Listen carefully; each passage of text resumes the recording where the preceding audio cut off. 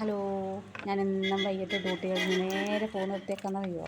വീട്ടിലേക്കല്ല കേട്ടോ, നേരെ അടുപ്പിലുള്ള തട്ടുകടയുണ്ട്.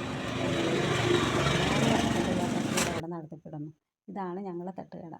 ഹസ്ബൻഡും അദ്ദേഹത്തിൻ്റെ സുഹൃത്തായ രമേശും കൂടിയാണ് ഇവിടെ നടത്തുന്നത്. കൊറോണ സമയത്ത് തുടങ്ങിയതാണ്. പിന്നെ നല്ലൊരു തട്ടുകടയായി, എല്ലാവർക്കും നല്ല ഇഷ്ടമാണ്. ഇഷ്ടപ്പെടാൻ ഒരു കാരണം കൂടി ഉണ്ട് കേട്ടോ. ഇത് ഞങ്ങളെ തട്ടുകടക്ക് ഒരു പേരുണ്ട്, പാട്ടും ചായയും. അദ്ദേഹം 35 വർഷത്തോളമായി ഗാനമേള രംഗത്തുള്ളതാണ്. സ്വന്തമായി ഗാനമേള ട്രൂപ്പുണ്ട്. സീസൺ വരുമ്പോൾ ഒരുപാട് സ്റ്റേജുകളിൽ പ്രോഗ്രാം അവതരിപ്പിക്കാറുണ്ട്. അതുകൊണ്ട് തന്നെ എല്ലാവർക്കും പാട്ട് കേൾക്കാൻ ഇഷ്ടമാണ്. അതുകൊണ്ട് മാത്രമല്ല, രമേശും നന്നായി പാടും. അപ്പോൾ അവർ പേരും ചേർന്നുള്ള ഒരു പാട്ട് കേൾക്കാൻ അധികം ആൾക്കാരും വന്നുകൊണ്ടിരിക്കും. പോകുന്നവർക്കൊരു ചായയും കാതിന് സുഖമുള്ളൊരു പാട്ടും. ഇതാണ് ഞങ്ങളെ തട്ടുകടേൻ്റെ പ്രത്യേകത. പിന്നെ രമേശ് അടിപൊളി അപ്പം മിക്സ് ആക്കുന്ന തിരക്കിലാണ് കേട്ടോ. നല്ല അടിപൊളി അപ്പം മിക്സാണ്, നല്ല ടേസ്റ്റാണ്. പിന്നെ ഒരുവിധ എണ്ണക്കടികളൊക്കെ ഇവിടെ തന്നെയാണ് ഉണ്ടാക്കൽ.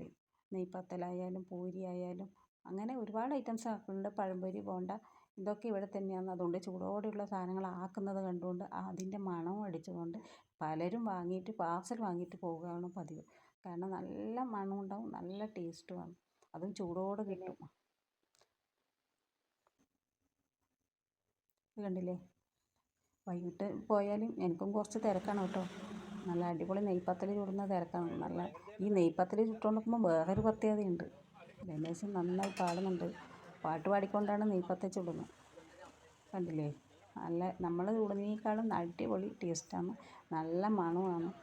നന്നായി നെയ്പ്പത്തലിൻ്റെ റെസിപ്പി അവർക്കറിയാം. അതുകൊണ്ട് തന്നെ നല്ല രീതിയിൽ നെയ്പ്പത്തൽ നല്ലോടുകൂടി വരും, നല്ല ടേസ്റ്റാണ്. ഇങ്ങനെയുള്ള നെയ്പ്പത്തൽ നിങ്ങൾക്ക് ഇഷ്ടമായോ? നല്ല മൊഞ്ചില്ലേ കാണാൻ? ഞാൻ പോയപാട് കഴിക്കുന്നത് നെയ്പ്പത്തലായിരിക്കും. നെയ്പ്പത്തൽ ഒരു ഗ്ലാസ് ചായയും കുടിച്ച് കഴിഞ്ഞാൽ പിന്നെ അടിപൊളിയായി. പിന്നെ അവർ രണ്ടുപേരും നല്ല പാട്ടുകാരാന്ന് പറഞ്ഞല്ലോ. എന്നാൽ നിങ്ങൾക്ക് ഞാൻ അവരൊരു പാട്ട് നിങ്ങൾക്ക് കേൾപ്പിച്ചു തന്നാലോ?